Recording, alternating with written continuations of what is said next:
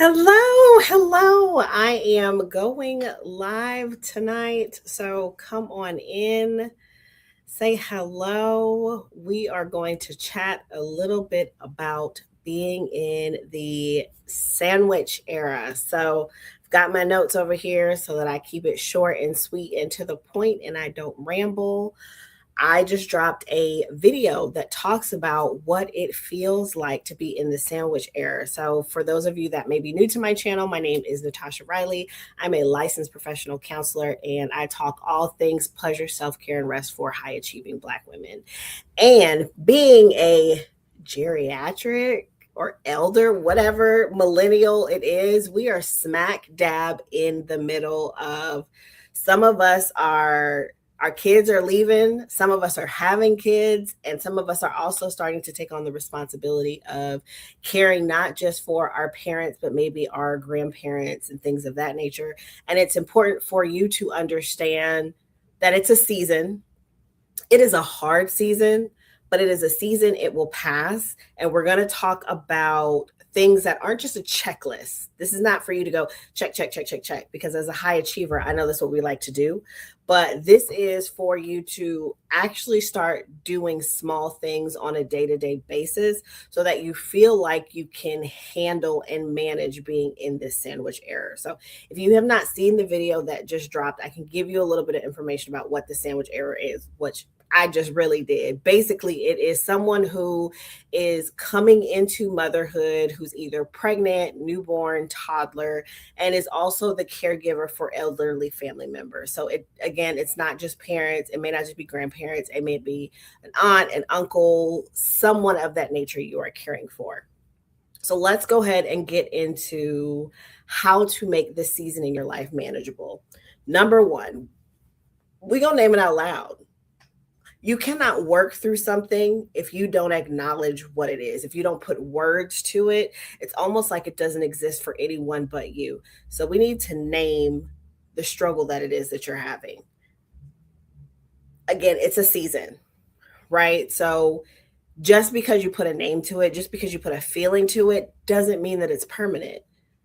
And sometimes when we're in things, it feels like it's going to go on forever. And it just feels like, especially for us as Black women and high achievers, we were groomed for this. We were groomed for being a caregiver. We were groomed for taking care of everyone, and we wear that like a badge of honor.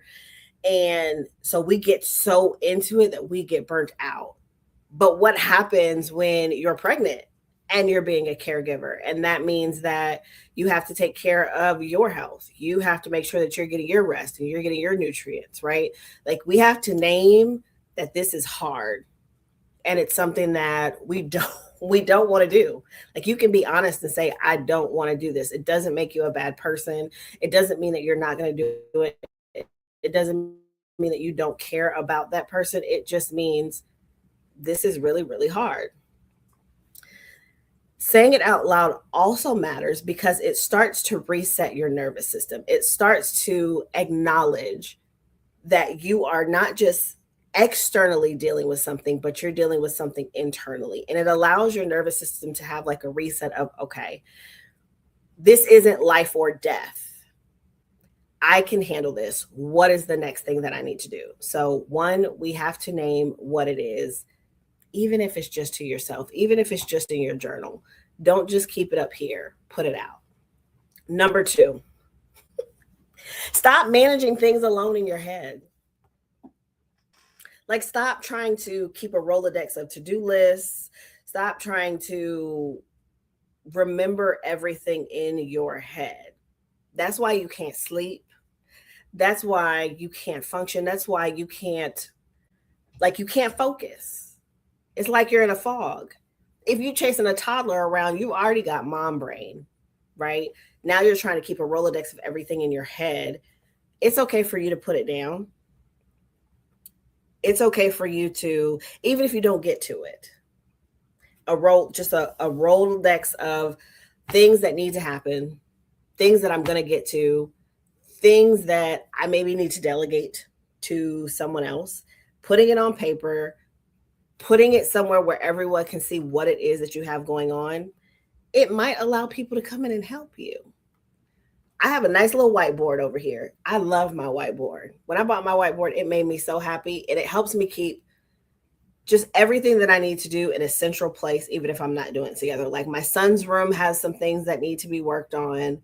There's a to-do list over there for the things in the house. There's my treats list for the things that I want to treat myself to as I get the funds. There's books. There's my words for the year.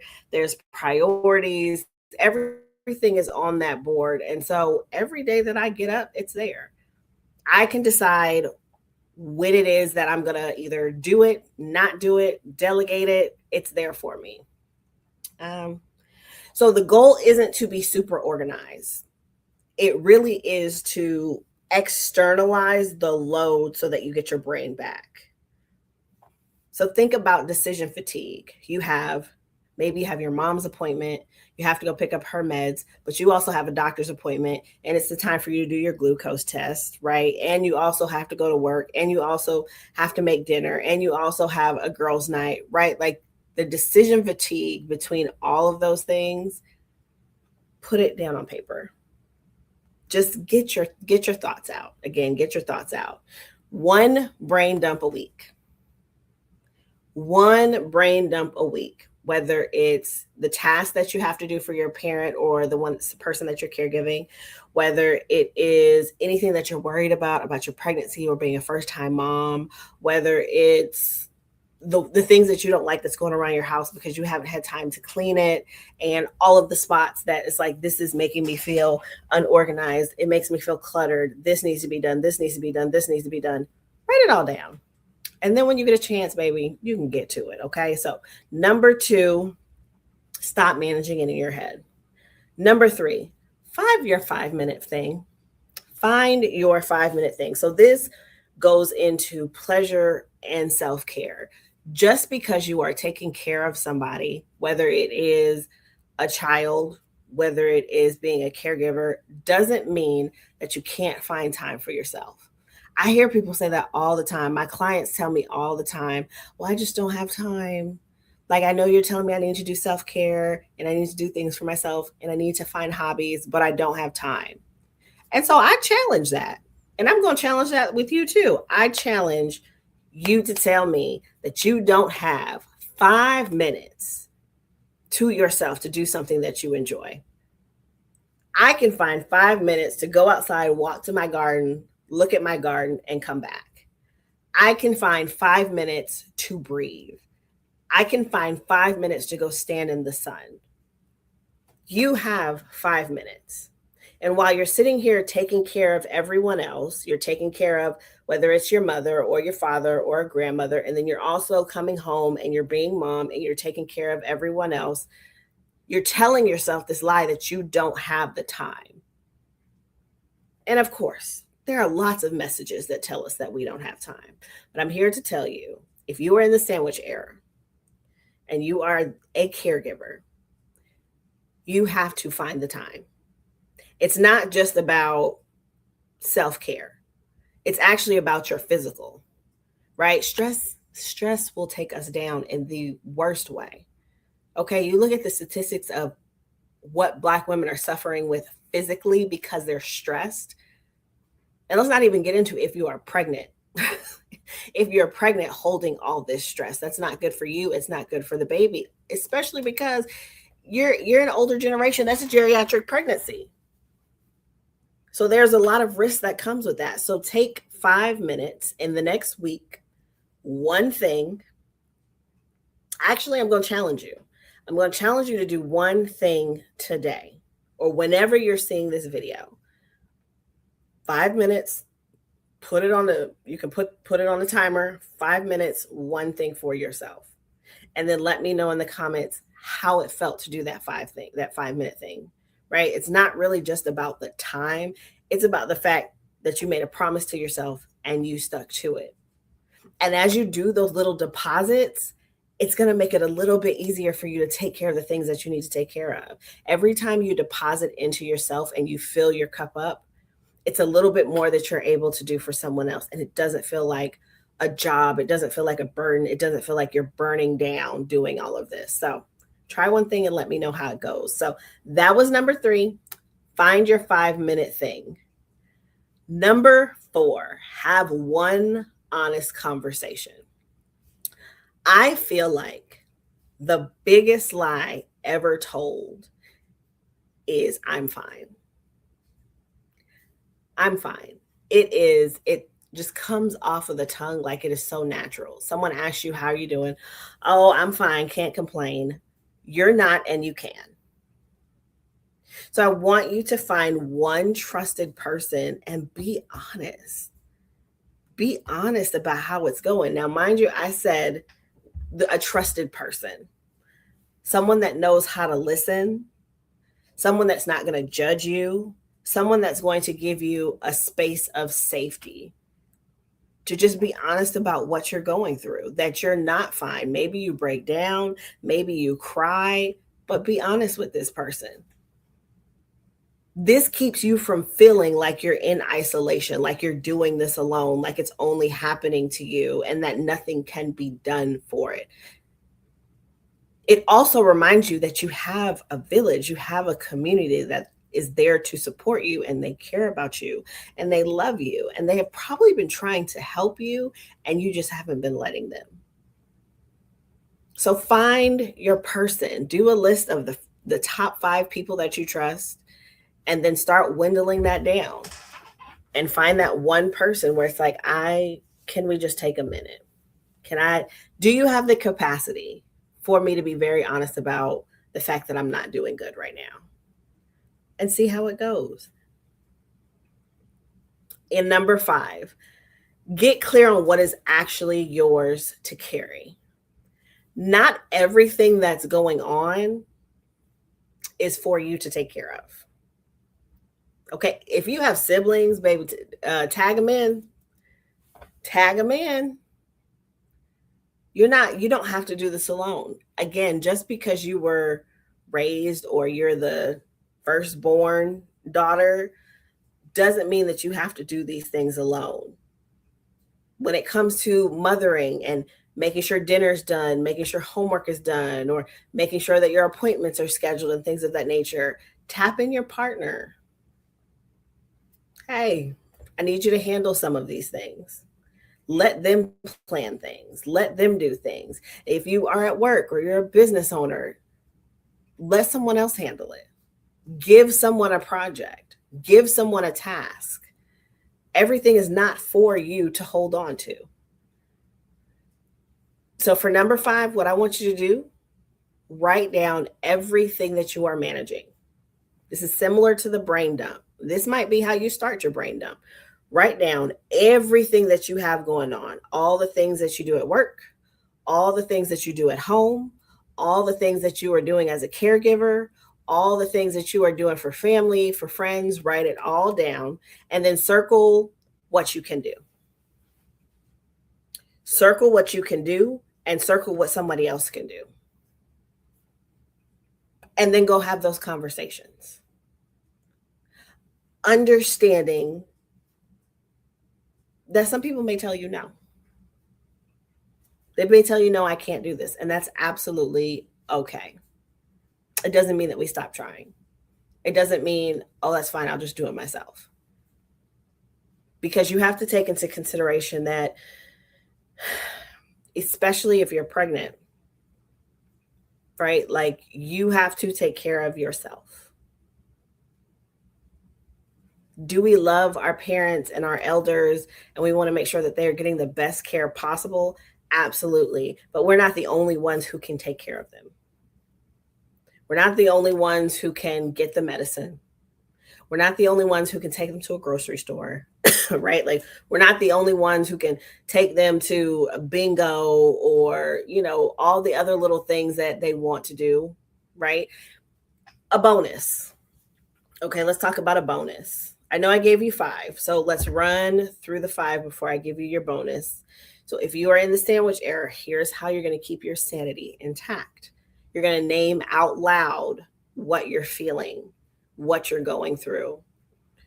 You're going to, 2, stop trying to manage it alone in your head. You're going to start putting things down on paper. 3, you're going to find your 5-minute thing. whatever it is that pours into you, makes you feel good, makes you feel happy, makes you feel supported, you're going to have an honest conversation. You're going to be honest and stop telling people you're fine when you're not fine, and let people know that you're not okay. And then 5, you're going to get clear on what is actually yours. What are the things that you actually need to be handling, and what are some things that can be outsourced, or another family member can come in and take care of it, honestly. Here's your bonus. Boundaries. You have to have boundaries. You have to have boundaries with your whoever it is that you're caregiving. I had a client once, and she used to always talk about how when she was in therapy, now her mom knew that she was in therapy. She let her mom know, these are the days that I have therapy, these are the times. And without fail, every single time we were in a session, her mom would call. Her mom would call. And she said, you know what? I'm not answering the call because I told her that I had therapy. I told her I wasn't going to be available, and I have to hold that boundary with my mom. So as a caregiver, you have to have a boundary, because they will call you. They will call you. There's a sale over at Walmart, and I need to get to Walmart to pick this up right here, right now. I need you to go get my medicine. Mind you, the prescription hasn't even been filled yet, but they want their medicine, right? Like, they have all of these things that they want, and they don't take it into consideration that you're still living life. On the other end of that spectrum, if you are becoming a new mom, or you are a new mom, boundaries with your time. Again, like I said in the beginning, this is a season. So everyone needs to understand that you're in a season. So you may not be hanging out as much as you used to, because it's like, I need to rest. I need some quiet time. I need some time for myself. Okay. Maybe it's if the little ones, they're not going to get that 5-star meal every night. Okay. We try our best to make sure that our kids have a protein and a vegetable and a this and a that. But sometimes we just have to let dad do pizza. Sometimes pizza is good enough. It's got tomato sauce on it. It's a form of a vegetable. Okay. Understand your boundaries, and make sure that you're setting boundaries for yourself. If you say something, if you say you're not going to do something, or you don't have time for something, don't move that line in the sand. Do not move that line in the sand, because you teach people how to treat you. And if you are moving and shaking for everybody and bending over backwards, and they can depend on you all the time to drop what you need to do, or to show up for them, or to bend over backwards, or the fact that they know that you can't say no to them, they will take advantage of that. And honestly, that is not their fault. It's what you taught them. So if you are in the sandwich era, and you are a caregiver, and you are becoming a new mom, or you are a new mom, understand that this is just a season, and it will pass. Now, these things will not fix it, but again, it will make it tolerable. It will make it tolerable, because this too shall pass. And have gratitude and soak up these moments with these people that you love, because on the caregiving end, on this end, we don't know how much longer we have with those family members. And on the caregiving end, as a mom, they grow so fast. They grow so fast. You blink your eyes and they're graduating high school. So just find moments to appreciate the people that you love, even as a caregiver. So if this episode, not this episode because it's a live, if there's something in this live that resonated with you, and you have a comment, or you have a question, or it is just relatable, go ahead and drop me a comment. Let's have a conversation and let's talk about it. If there's something that you want to go a little deeper in about this, let me know. I'm here to make the videos for you. And if you've decided that you're ready to take the step, you need a little bit more support, because this information was great, but you don't really know how to implement it.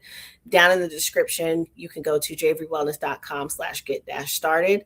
And one of our clinicians will gladly be able to help you if you are in the state of Georgia. And if you just want to be in the atmosphere, you can also get our 7-day self-care reset, which helps you build the foundations of self-care not this commercialized self-care, but self-care that is free and you can start implementing as of today. So thank you so much for joining me on this live tonight, and I will see you in the next one. Bye.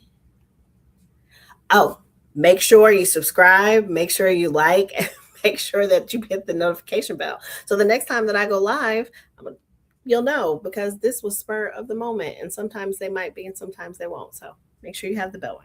Bye.